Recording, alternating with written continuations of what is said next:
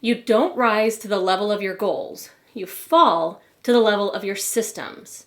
James Clear is dropping some serious tough love on us with this truth. And this time of year especially, we hear so much about setting goals and resolutions and all of that, but how do we go about actually achieving them? It's all about your plan. So over on Instagram this week, I've been talking to you if one of your goals for this year is to create consistency in your content creation, your content strategy for your business, but without taking up all of your time. You still want to have time to live your life and focus on other areas of your business, right? I told you about my Beyond Business Survival System, which is an online self-paced course that you can take that will help you to create that process, that simplicity, and that automation in your business so that you can do just that. So this week on the channel, I thought I would take you behind the scenes a little bit and show you what exactly makes the Beyond Business Survival System work.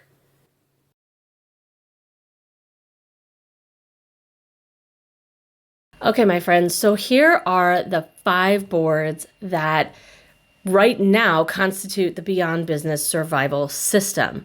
This is always growing and changing. This is kind of a living system, which is why you have lifetime access to it, because it might change and you might need to go in and grab some new resource, or maybe you have changed which platform you decided to use as your primary and you need to go in and use a different one of these. So you will have lifetime access once you have it. But one of the most important aspects of the Beyond Business Survival System is documentation of your processes. So we've talked about this before. Whether you realize it or not, you have processes in your business. You are doing things a certain way every time. You might think of them as just repetitive tasks, but ultimately they are processes. And until you identify what those processes are and ideally document them in some way, it's going to be very difficult, if not impossible, to add automation into those processes to make them more efficient so that they run in a fashion that doesn't need your actual presence as often. This is how you stay present and consistent in your content strategy without spending all of the time and effort in every single one of these places. So the very first thing that you do when you jump into this course is you determine what is going to be your primary platform for your focus for that year. Now, does that mean that that's the only place you're going to post? No, not at all. But you can start there. And if you've been creating content for a little while, then you probably realized or started to sense that how you approach content for one platform isn't necessarily the same as how you would approach it for another one.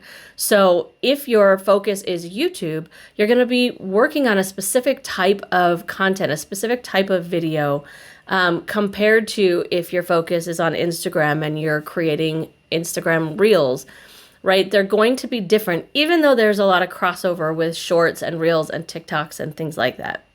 So let's just take a quick look at each of these boards so that you can get a feel for what exactly they do. So the first board is content brainstorming.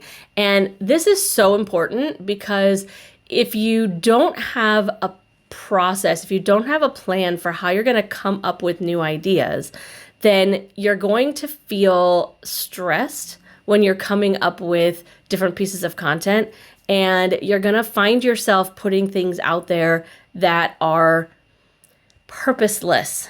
Okay. Now, I'm not saying that every piece of content you create is going to be amazing and perfect and wonderful simply because you use a brainstorming process.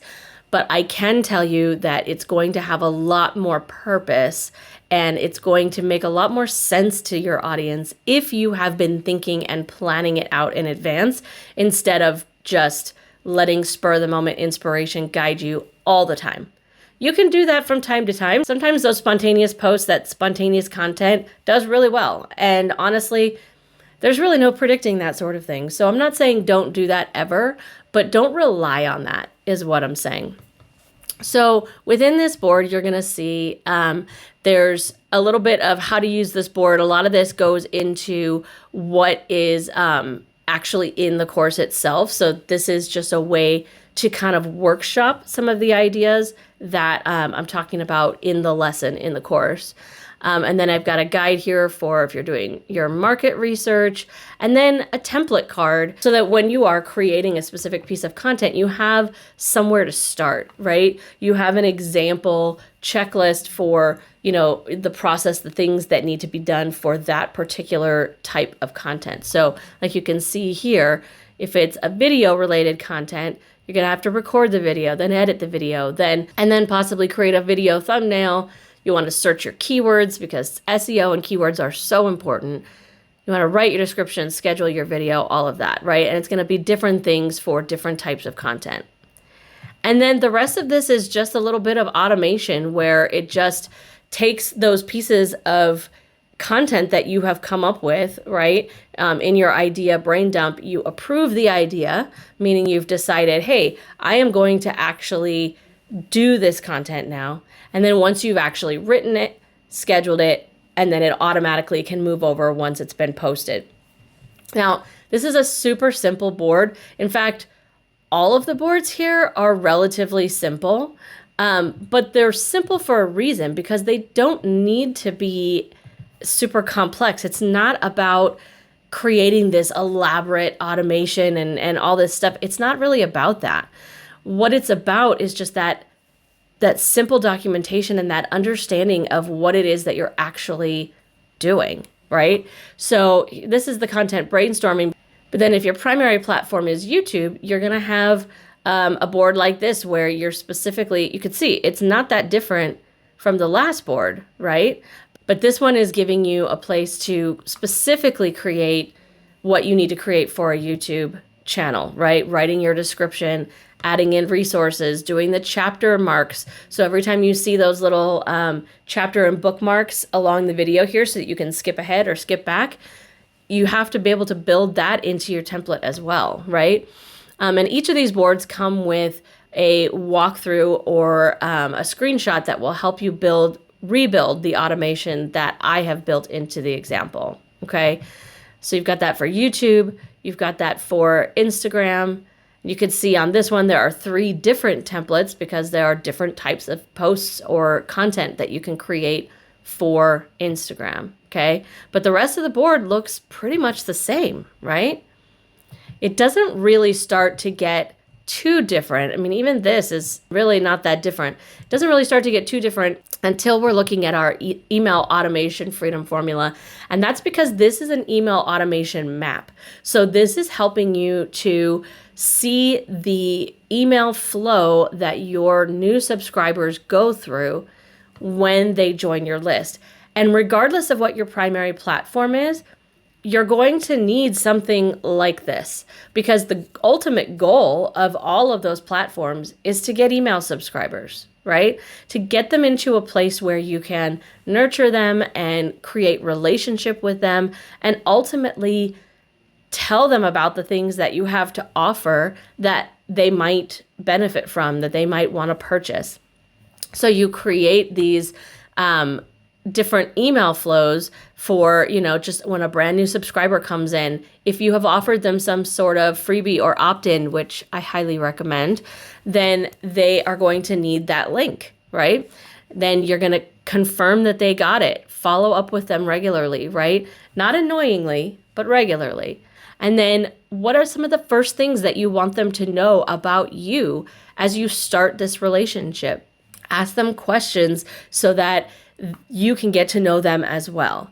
And then ultimately, depending on what they opted in for, you might put them into a sales funnel where they learn about a product or a service that you offer that is a next step from whatever that free offer was.